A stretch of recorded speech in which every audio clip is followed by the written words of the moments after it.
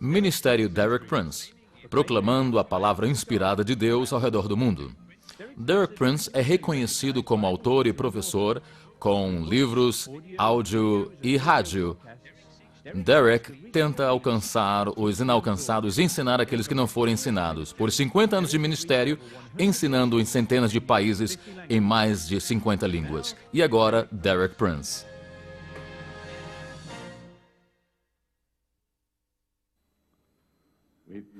Precisamos de entender o significado da palavra ressurreição.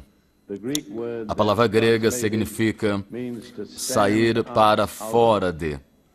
Então, ressurreição é sair para fora da morte ou da sepultura. Nas Escrituras encontramos que o homem consiste de 3 elementos: espírito, alma e corpo. É importante entender que o corpo é que morre, e é o corpo que será ressurreto. O espírito e a alma nunca necessitarão de ressuscitar porque não passaram pela morte. Então estamos falando de ressurreição do corpo. Isso é muito importante.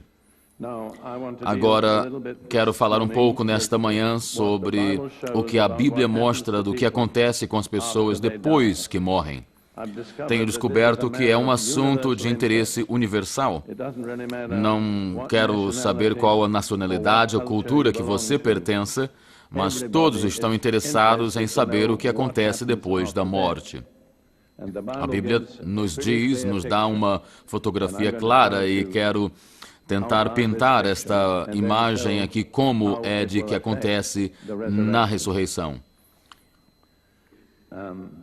Em Lucas, capítulo 16, verso 22 a 26, Jesus nos dá uma fotografia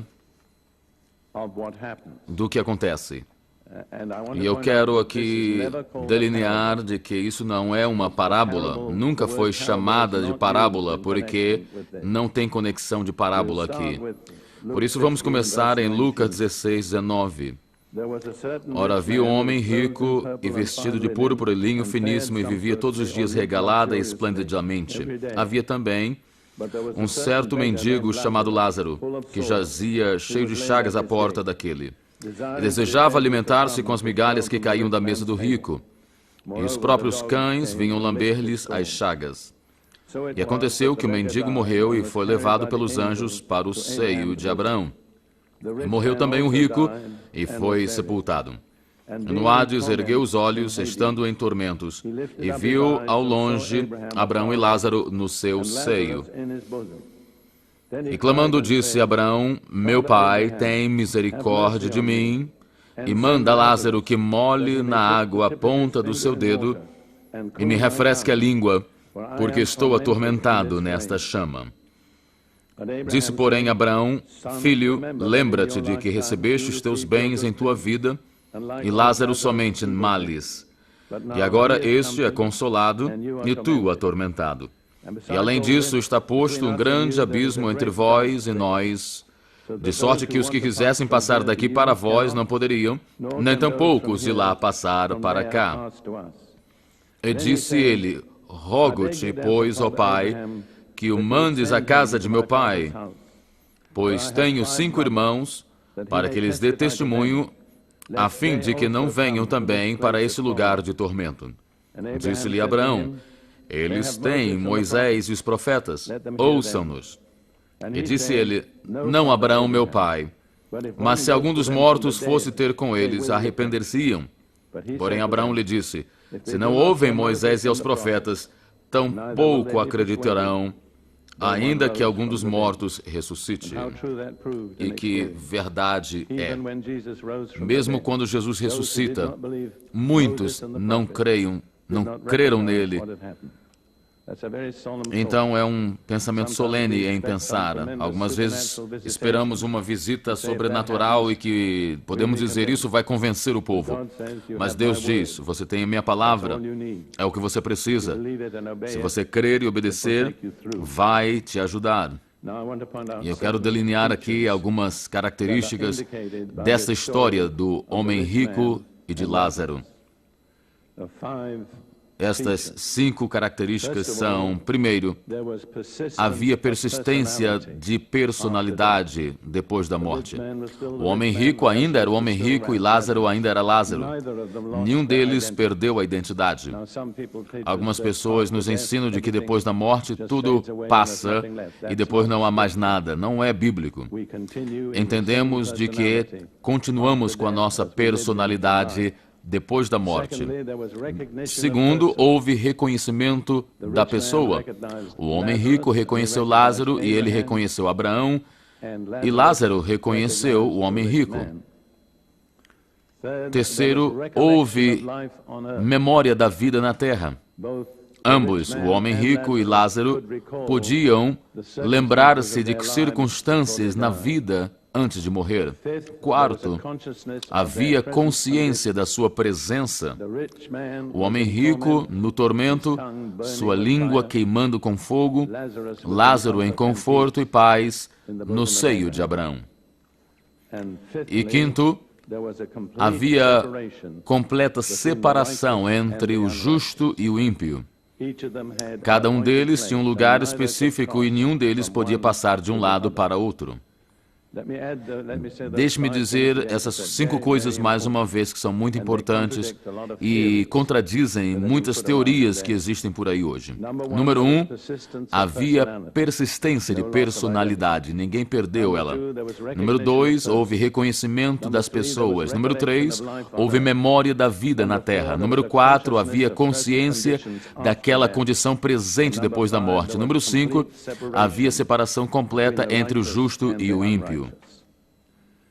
Agora, o que acontece depois da morte, ou antes que Jesus morreu e depois que Jesus morreu? Porque isto realmente dividiu a história humana. O antes e o depois da ressurreição de Jesus não é o mesmo.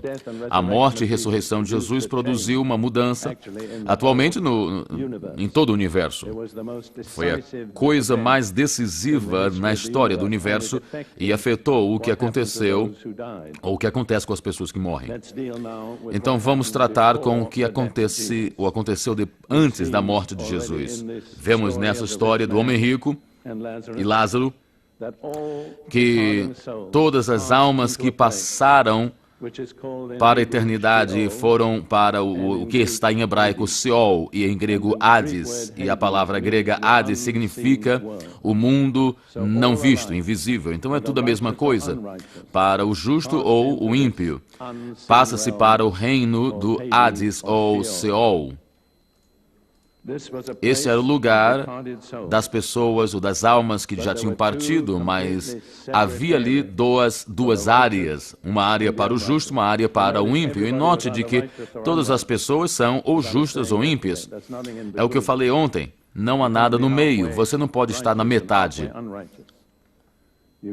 Você tem de ser ou um ou outro para ir para um lugar ou para outro.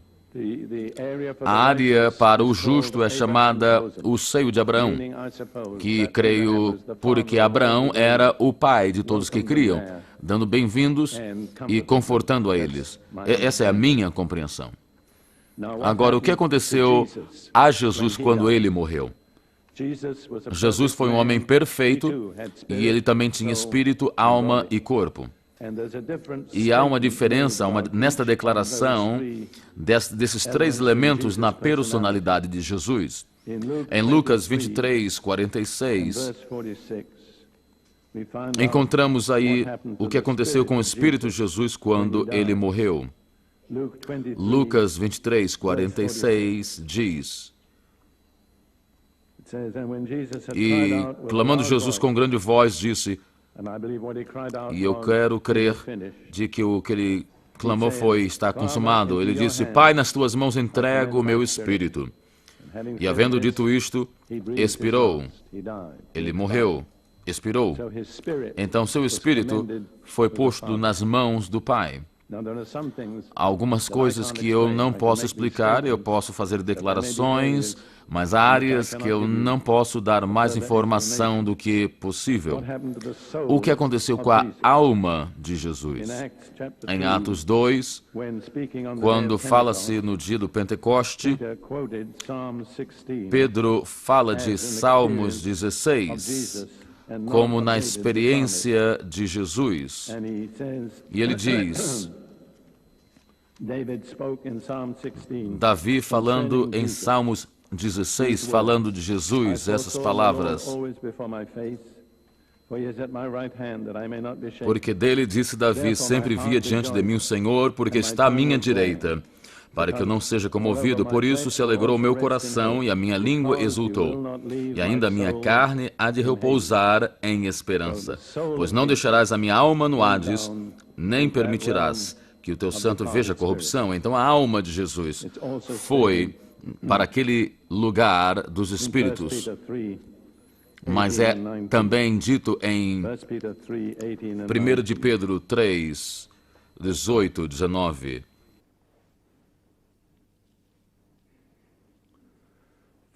Porque também Cristo padeceu uma vez pelos pecados, o justo pelos injustos, para levar-nos a Deus, mortificado na verdade na carne, mas vivificado pelo Espírito, ou no Espírito, no qual pelo também foi e pregou aos espíritos em prisão, os quais em outro tempo foram rebeldes quanto à longanimidade de Deus esperava nos dias de Noé. Então Jesus foi ao Hades. E aí há detalhes que eu não posso explicar, mas que eu posso dizer o que a Bíblia diz. Ele fez uma proclamação. Essa tradução diz que ele pregou, mas a palavra aí é proclamar, mas não significa de que ele pregou o Evangelho, mas que ele fez uma proclamação. O que eu acho é de que, da agora por diante, eu é que reino aqui. Eu tenho as chaves da morte e do inferno. E vocês têm de responder a mim por tudo que se passa agora aqui. Então essa é a minha teoria, o que eu acho, mas talvez não seja certo. Mas, no enquanto, o corpo de Jesus estava na tumba, em João 19, 40... No verso 40 em diante, lemos o seguinte, depois que ele morreu na cruz. João 19, 40 e 42. Tomaram, pois, o corpo de Jesus e o envolveram em lençóis com as especiarias, como judeus costumam fazer na preparação para o sepulcro. Amarravam o corpo, envolviam o corpo e punham muitos condimentos por causa da decomposição do corpo e por causa do odor. E havia um horto naquele lugar onde fora crucificado, e no horto um sepulcro novo em que ainda ninguém havia sido posto. Ali, pois, puseram Jesus, e não precisamos ler mais, mas podemos então ver do que aconteceu depois da ressurreição. Os apóstolos e as mulheres foram e ali viram de que o corpo não estava lá. Louvado seja o Senhor. Então, o que aconteceu com a personalidade total de Jesus? Ele pôs o seu espírito nas mãos do Pai, a sua alma desceu ao Hades e ele fez uma proclamação lá, e provavelmente muitas coisas de seu corpo estava na tumba, mas quando ele ressuscitou, sua personalidade total estava mais uma vez unida, ele estava completo, ele era espírito, alma e corpo. Agora, o que aconteceu pela morte e a ressurreição de Jesus afetou o universo e também determinou o destino das almas na morte. Daquele momento em diante, depois da ressurreição de Jesus, o destino do justo não é mais o Hades. Tem um destino muito mais glorioso e diferente. Vamos ver aqui dois exemplos. Quando eles apedrejaram Estevão, e o que é quando ele estava naquele ponto de morrer, em Atos capítulo 7, verso 57 em diante. Mas gritaram com grande voz e taparam os ouvidos e arremeteram unânimes contra ele, expulsando-o da cidade o apedrejavam, e as testemunhas depuseram suas vestes aos pés de um jovem chamado Saulo, e apedrejaram a Estevão, que em invocação dizia: Senhor Jesus, recebe o meu espírito. E ele sabia de que o seu espírito era para ir para Jesus. Isso foi uma mudança que houve por causa da morte e ressurreição de Jesus. E depois, ajoelhando-se, disse: Senhor Jesus, não imputa-lhes os pecados. E tendo isto, adormeceu por causa de Saulo. Se Estevão não tivesse perdoado Saulo, não teria acontecido com Saulo o que aconteceu. Isso foi maravilhoso. E isso acontecia e acontece com todo crente de que foi lavado com o sangue de Jesus. O seu destino na morte para o seu espírito é ascender diretamente para Jesus. Paulo também refere-se a isto em Filipenses 1. Ele diz que ele não sabe o que escolher. Deveria escolher viver aqui ou deveria ir ter com Jesus. E é o que diz em Filipenses 1, 23. Mas de ambos os lados estou aperto, tendo de desejo de partir e estar com Cristo, porque isto é ainda muito melhor.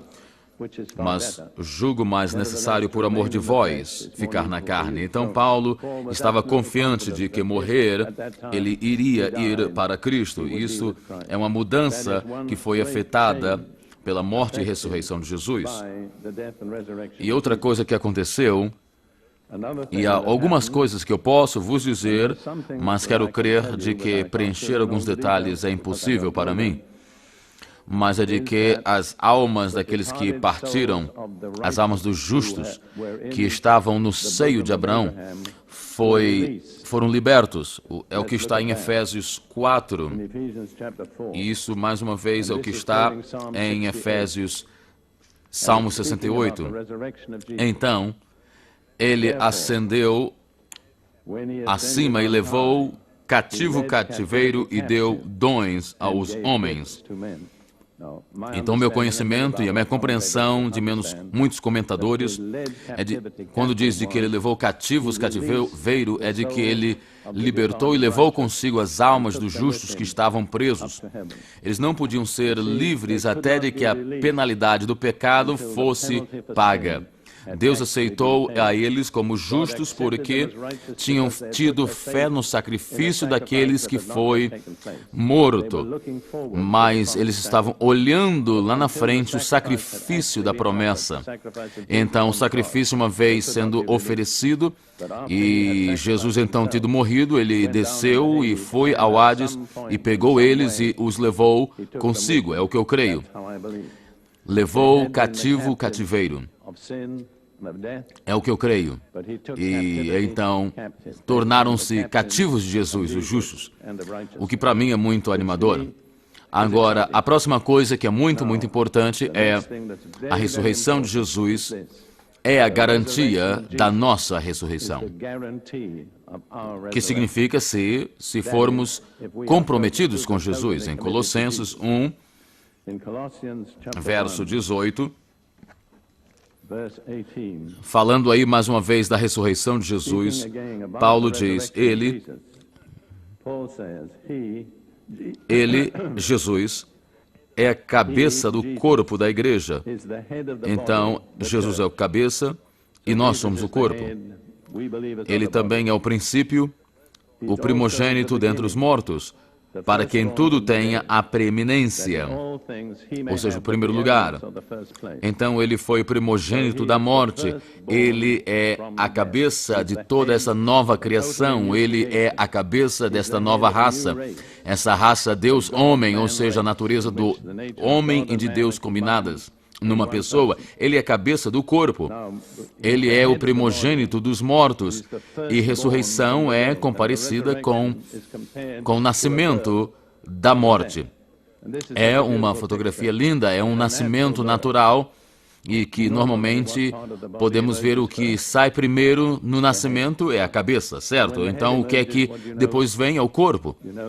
Então, a ressurreição de Jesus é a garantia de que o seu corpo também vai segui-lo em ressurreição.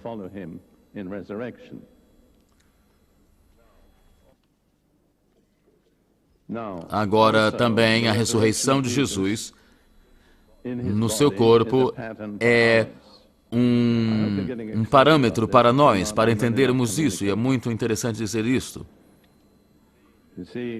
Paulo diz em Filipenses 3, verso 20 e 21, porque a nossa cidade está nos céus, aqueles que nós que vivemos e estamos agora vivendo na terra, mas somos cidadãos dos céus.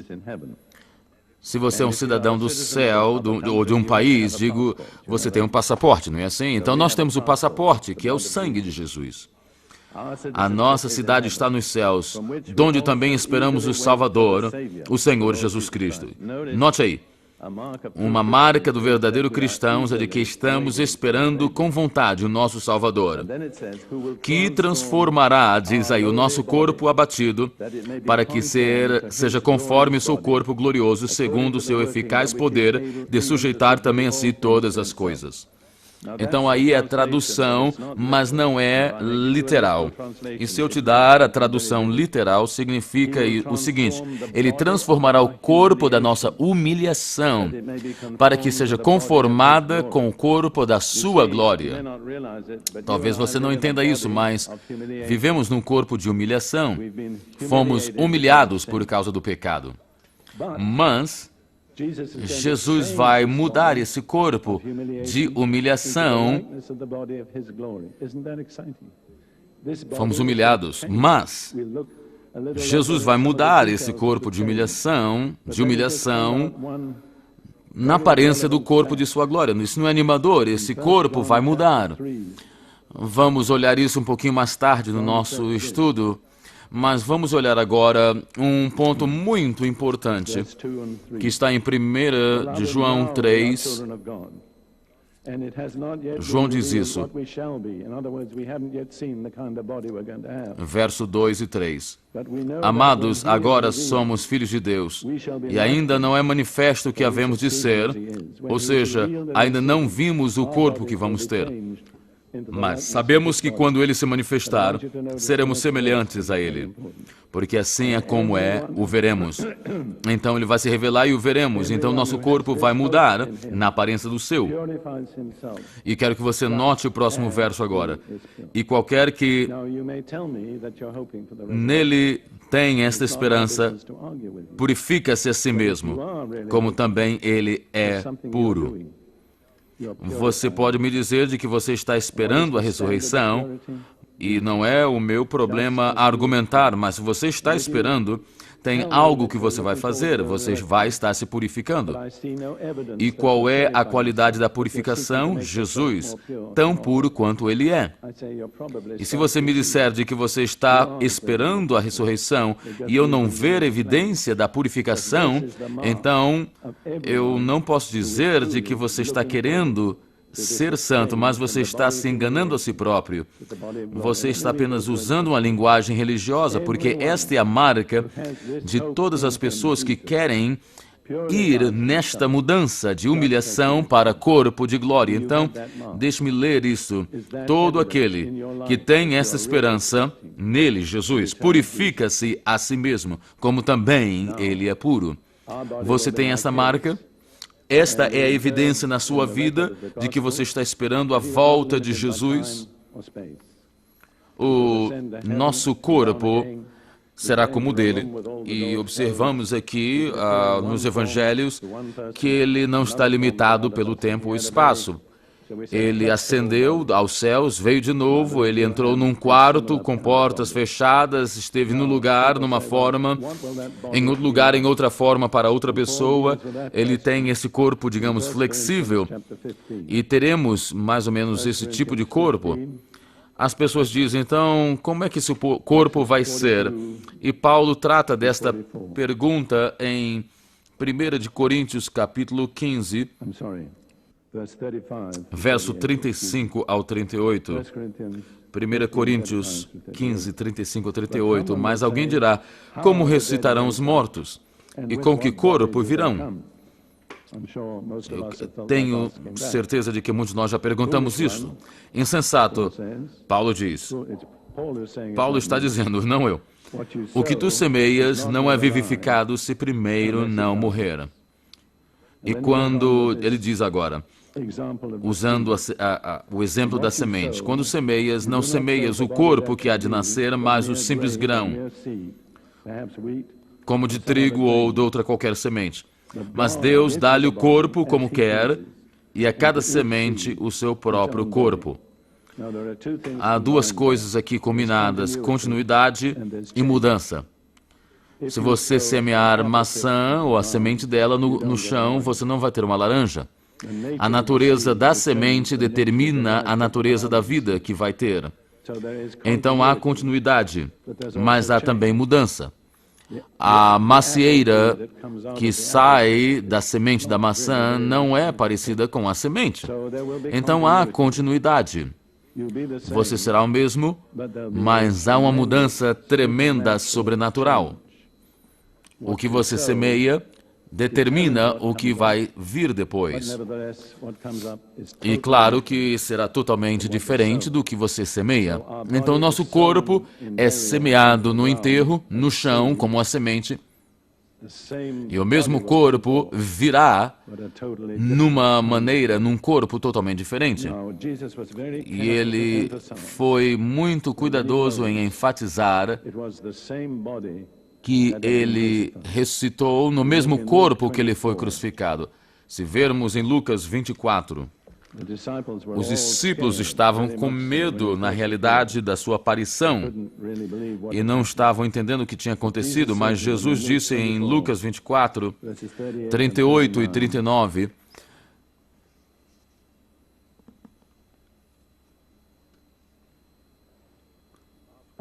depois de sua ressurreição, por que estáis perturbados? E por que sobem tais pensamentos a vosso coração? Vede minhas mãos e meus pés, que sou eu mesmo. Tocai-me e vede, pois um espírito não tem carne nem ossos. Ele estava mostrando ali a evidência da ressurreição. Ele queria que eles soubessem de que era o mesmo corpo que estava ali com eles. E depois, em João 20, há mais algo ali depois que ele fala, depois da ressurreição. Diz aí, esteve no meio e falou a eles, paz seja convosco. É uma tradição no Oriente Médio. Uma maneira de... E tendo dito isto, ele mostrou-lhe suas mãos e o seu lado. Por que ele fez isso? Para mostrar de que era o mesmo corpo que tinha sido crucificado. Lembre-se, Thomas não estava ali, Tomé. E ele disse, Tomé, eu não crerei se eu não ver as suas mãos e o seu lado e pôr meu dedo no seu lado.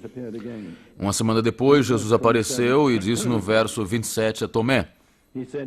Ele disse, vem, põe o teu dedo aqui nas minhas mãos e põe tua mão aqui no meu lado.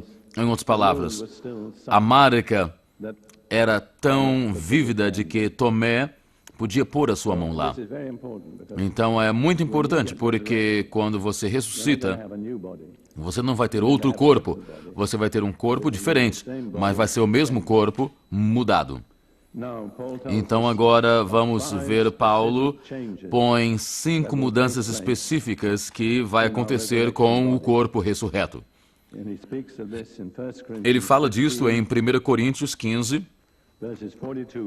verso 42 a 44 e 52 e 53. Então vamos ler esses versos 42 e 44,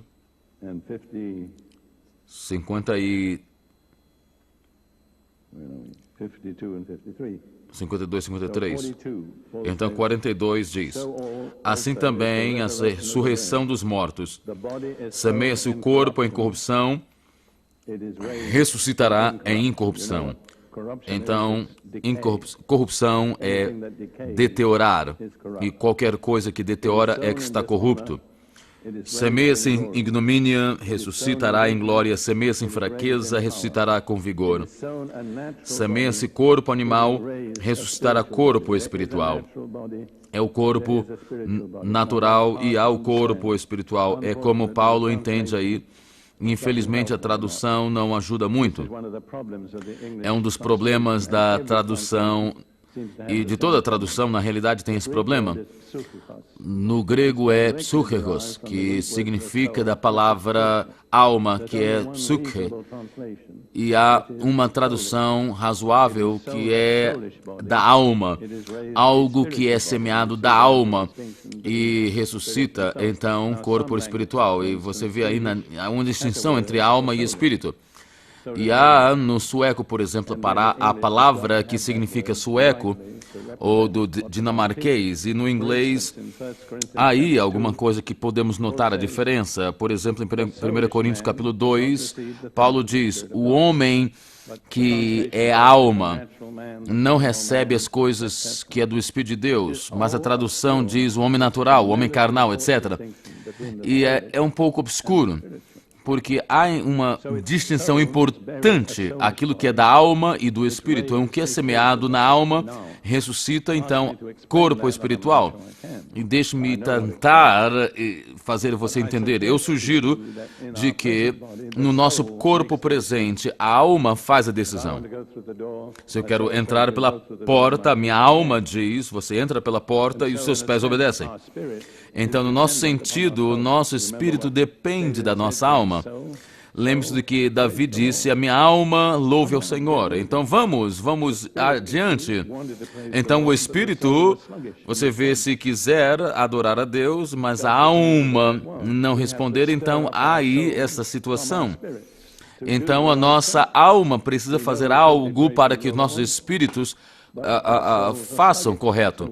Então vemos aí esta diferença e talvez não satisfaça a sua curiosidade, mas é o melhor que eu posso traduzir. Mas quando ressuscitarmos o nosso corpo espiritual, então, em outras palavras, o nosso espírito será controlado pelo corpo. Como, eu não posso dizer realmente, mas depois vamos olhar agora então em 1 Coríntios 15, versos 52 e 53, e diz, no momento, no abrir e fechar de olhos ante a última trombeta, a trombeta soará e os mortos ressuscitarão incorruptíveis, e nós seremos transformados. Porque convém que isto que é corruptível se revista da incorruptibilidade, que é mortal se revista da imortalidade. Mortal é aquilo que deteriora, mortal é aquilo que está sujeito a morrer. Então, se você puser essas duas passagens juntas, você vai ver 5 mudanças específicas que vai ocorrer no nosso corpo. De corruptível para incorruptível, sujeito a deteriorar e agora que não vai deteriorar. Mortal para imortal, sujeito da morte para a falta de morte, de desonra para a glória. Então, onde qualquer corpo foi, no sentido, sepultado, tem ali algo que é fraco. E então, se foi uma fraqueza que foi semeada, há poder que sai dali. Então, a Bíblia diz de que ali foi algo que um corpo como alma, então será espiritual. Então deixa eu falar agora do corruptível para incorruptível, do mortal para imortal, da desonra para a glória, da fraqueza para poder e daquilo que é da alma para o espiritual. Então, a ressurreição de Jesus é uma chave absolutamente elementar na doutrina cristã. Não podemos pô-la de lado e chamar-nos de cristãos. Em 1 Coríntios 15, 14, Paulo diz, se Cristo não ressuscitou, logo é vã nossa pregação e também é vã a vossa fé. E no verso 17, se Cristo não ressuscitou, é vã a vossa fé e ainda permaneceis nos vossos pecados.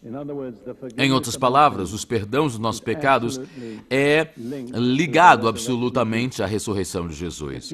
Se Jesus não ressuscitou, então o Evangelho é falso, a nossa fé é fútil e estamos em pecados. E podemos ver aí muitos teólogos eminentes e outras pessoas assim, que já, na realidade, negaram a ressurreição do corpo de Jesus. Então, eles não são salvos, porque você não pode ser salvo a não ser que creia na ressurreição física de Jesus. Vamos então a esta atestação da ressurreição de Jesus. Que evidência temos na Bíblia para a ressurreição de Jesus? É um fato interessante, é uma evidência primária. Não é a evidência da testemunha, mas a evidência primária é a evidência das Escrituras. É o que toma prioridade sobre a evidência humana. Vamos ver aí algumas passagens do Velho Testamento que falam sobre a ressurreição de Jesus. E é um assunto de muito critério e gostaria de ter mais tempo para falar sobre isso. Mas a primeira declaração é o que está em 1 de Pedro 1, 10 a 12. Da salvação inquiriram e trataram diligentemente os profetas que profetizaram da graça que vos foi dada, indagando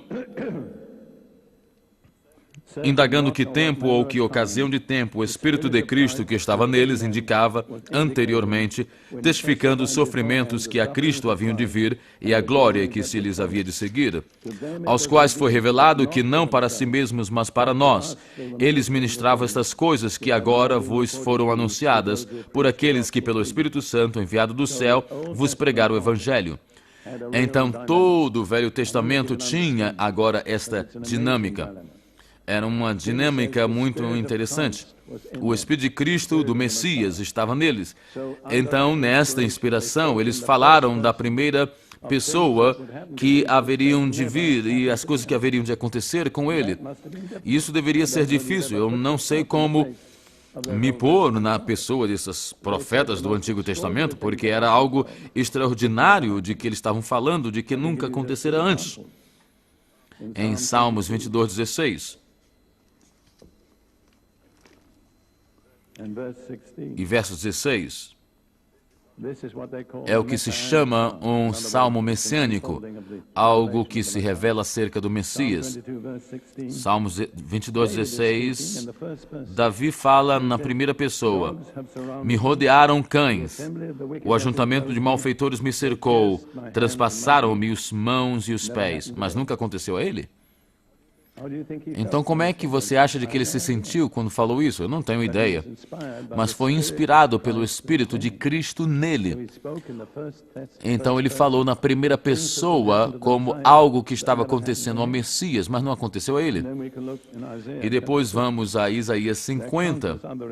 E eu posso falar de muitos outros exemplos, mas estou falando de 2 exemplos para vocês. 50, verso 6. As costas dou aos que me ferem, a face aos que me arrancam os cabelos. Não escondo a cara ou a face dos que me afrontam e me cospem. Não aconteceu a ele, nem a vida dele. Mas aconteceu no ministério de Jesus. Pode entender o que eu estou dizendo? Era o Espírito do Messias neles, pelo Espírito Santo, que predisse o que aconteceria ao Messias, a Jesus, mas não aconteceu a eles. Então, na realidade, eles estavam procurando o tempo de que aconteceria isso. Eu maravilho da fé desses homens. E eu agradeço a Deus, porque é a primeira confirmação da ressurreição de Cristo, que foi predito nas Escrituras. Em Salmos 16, que foi falado pelo apóstolo Pedro, temos aí o que é que foi dito pela morte e ressurreição de Jesus. No verso 8, Salmo 16, que diz o seguinte: tenho posto o Senhor continuamente diante de mim, por isso Ele está à minha mão direita. Então, eles falaram alguma coisa ali que era verdadeiro, mas eles se transpõem a algo que é além de si. E ele diz: o meu coração está alegre e a minha glória se alegra. E se você quiser ir a Atos 2, 26, você vai ver ali o que é glória. Pedro diz: a minha língua se regozija. Entende? Eu já falei sobre isso.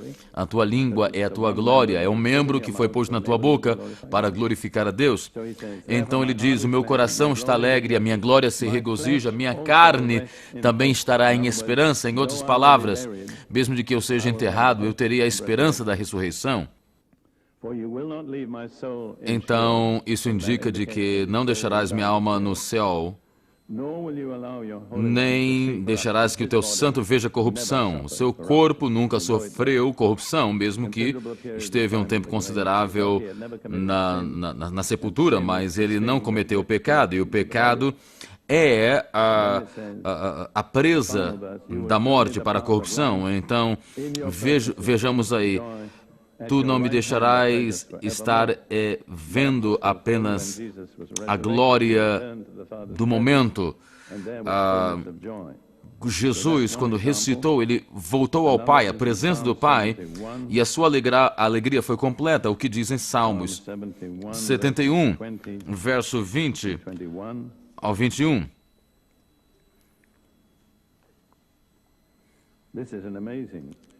Isso é algo maravilhoso. Não diz quem é o salmista aqui, mas você pode olhar o panorama ali. Tu que me tens feito, diz, muitos males e angústias. Me darás ainda a vida e me tirarás dos abismos da terra. Mas isso não aconteceu com nenhum salmista? Aumentarás a minha grandeza e de novo me consolarás. Então isso aplica-se apenas a Jesus. Ele foi sepultado, ressuscitou, saiu e a sua grandeza aumentou. Ele tornou-se no dono de todas as coisas. Nunca aconteceu com o salmista. Aconteceu com Jesus. É o Espírito do Messias neles, testificando de antemão das coisas que aconteceriam. E quando você absorve essa verdade, é a atestação mais poderosa da realidade da ressurreição de Jesus.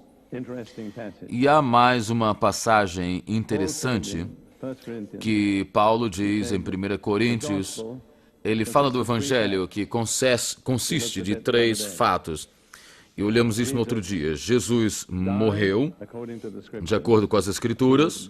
Ele foi sepultado e saiu da morte ou ressuscitou ao terceiro dia, de acordo com as Escrituras. E você nunca perguntou a si próprio quais Escrituras? E eu encontrei uma Escritura que é muito interessante, de que vai mais além do que o contexto, que está em Oséias 6. Diz aí: vinde e tornemos para o Senhor, porque Ele despedaçou e nos sarará. Fez a ferida e a ligará. Depois de 2 dias, nos dará vida. Ao terceiro dia, nos ressuscitará e viveremos diante dele. Então, é uma predicção muito grande do terceiro dia. É muito interessante, ele não fala de si, ele diz nós, no plural. Isso é uma revelação. Se você for a Efésios, capítulo 2, você vai encontrar Paulo aplicando essa revelação. Profecia não apenas fala do evento futuro, fala da maneira que vamos encontrar significado. E é interessante como prediz aí. Efésios capítulo 2, vamos lá. No verso 4. Isso é para todos os verdadeiros cristãos. Efésios 2:4. Mas Deus, que é riquíssimo em misericórdia, pelo seu muito amor com que nos amou, estando nós ainda mortos em nossas ofensas, nos vivificou. Ele nos amou ainda quando estávamos mortos. Quando alguém aqui pode amar um defunto, mas ele fez 3 coisas. Nos vivificou juntamente com Cristo pela graça, sois salvos, e nos ressuscitou juntamente com Ele, nos fez assentar nos lugares celestiais em Cristo Jesus. E está vendo que é tudo no passado aí. Por causa da nossa identidade com Cristo, fomos feitos vivos, fomos ressuscitados, e agora não parou aí. Nos fez assentar. É o nosso destino. E Paulo não põe no futuro. Ele, na essência, diz de que nós vamos estar sentados com Cristo. Mas esse é o trabalho de Oséias 6:1 e 2. Quão maravilhoso as Escrituras se interpretam a si próprio. Então, Paulo dá uma lista de testemunhas oculares, que não é irrelevante, mas é secundário.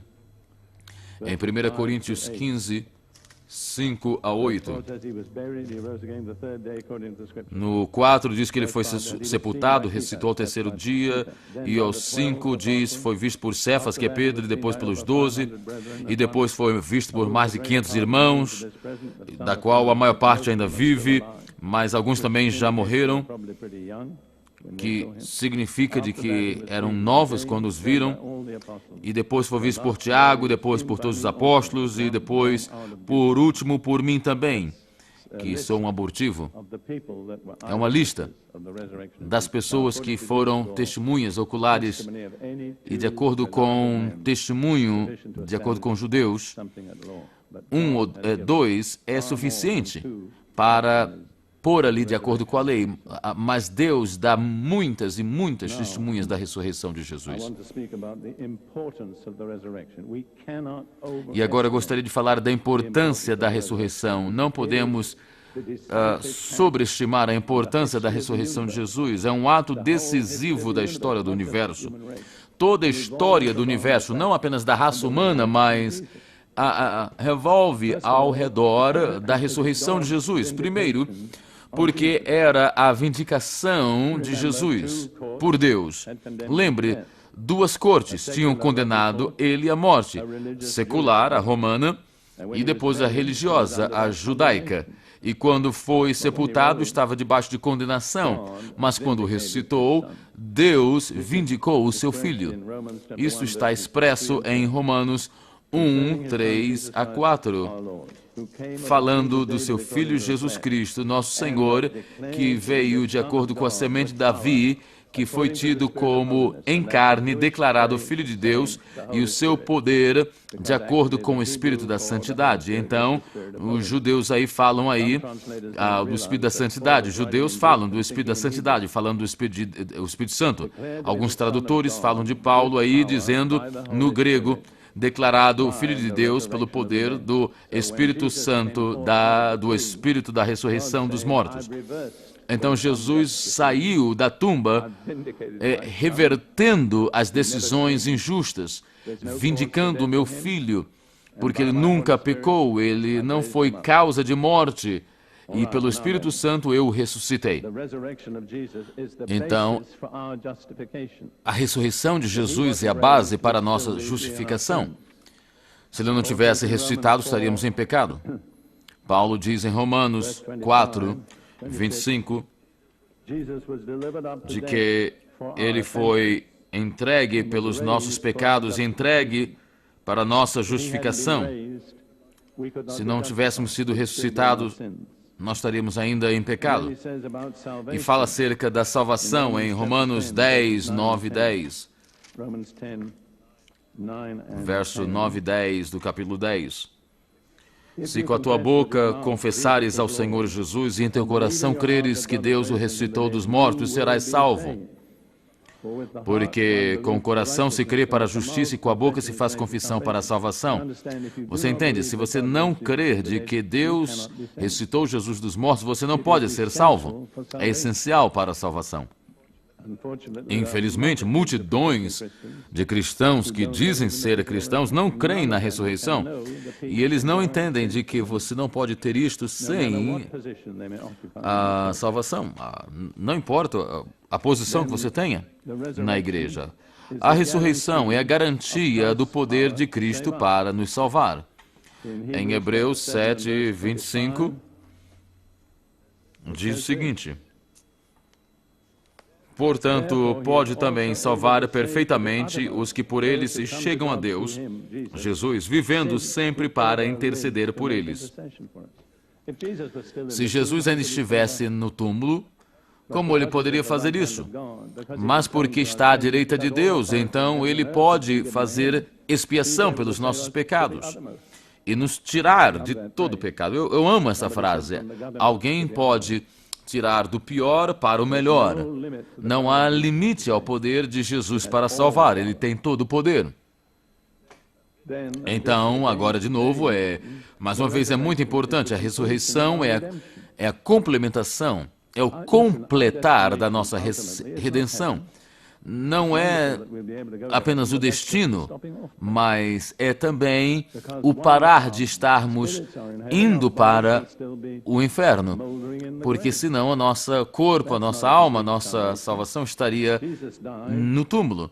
Mas isso não é salvação. Salvar é salvar tudo. Salvar espírito, salvar alma e salvar corpo. E salvação não estaria completo sem a ressurreição.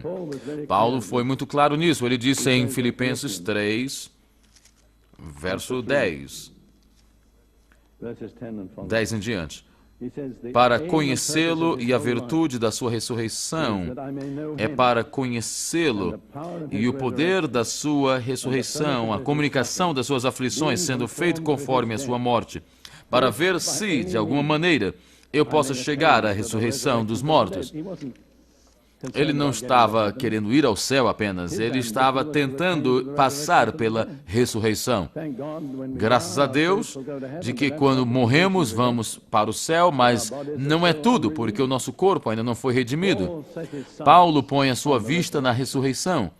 Ele diz mais uma vez no próximo verso, não que já tenha alcançado, ou que seja perfeito, mas prossigo para alcançar aquilo que fui também preso por Cristo Jesus. Irmãos, eu não julgo que haja alcançado, mas uma coisa faço, é que esquecendo-me das coisas que para trás ficam e avançando para as que estão diante de mim, prossigo para o alvo, pelo prêmio de soberana vocação de Deus em Cristo Jesus. Ou seja, Paulo tinha ali uma mente. Ele estava tentando alcançar, tentando chegar a uma coisa que eu faço. Eu prossigo para o alvo. Romanos 8, 23 também diz, Paulo também diz, em outras palavras, salvação não está completa até a ressurreição. Romanos 8, 23 diz no verso 22, porque sabemos que toda a criação geme e está juntamente com dores de parto até agora. E depois diz, e não só ela, mas nós mesmos, que temos as primícias do Espírito, também gememos em nós mesmos, esperando a adoção, a saber, a redenção do nosso corpo. Então deixa eu perguntar, isso é verdade para vocês? Vocês estão com dores de parto? Vocês estão gemendo? Vocês estão esperando? Que direito temos eu e você para que Deus nos leve ou nos ponha em outro nível? O batismo no Espírito Santo não é dado para termos um bom tempo, mas para nos preparar para aquilo que está diante de nós. Eu sinto tanta solenidade nesse momento agora. E a próxima coisa que eu gostaria de falar sobre ressurreição é a consumação da nossa união com Jesus. 1 Tessalonicenses 4:17 diz o seguinte, e nós que estivermos vivos, seremos arrebatados juntamente com eles nas nuvens a encontrar o Senhor nos ares. E assim, veja aí, há duas palavras no grego para ar. A primeira é aquilo que fala do ar que está lá em cima e depois aquela que está aqui na face da terra. A palavra aí também vemos que aquilo que está lá longe. Nós que estivermos vivos seremos arrebatados juntamente com eles nas nuvens a encontrar o Senhor nos ares. E assim estaremos sempre com o Senhor. Depois disso, não há mais separação. Estaremos sempre com o Senhor. Estaremos sempre um com o outro. Agora eu tenho de dizer isto. A ressurreição estará em 3 fases. 1 Coríntios 15, 22, verso 22.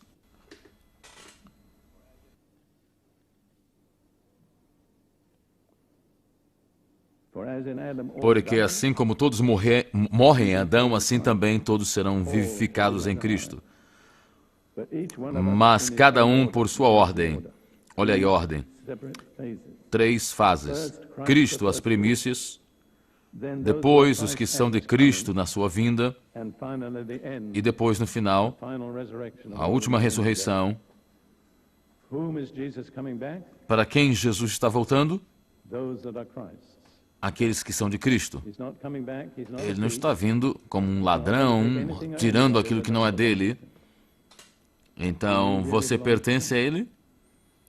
É uma pergunta importante. Aqueles que não são dele, não vão com Ele.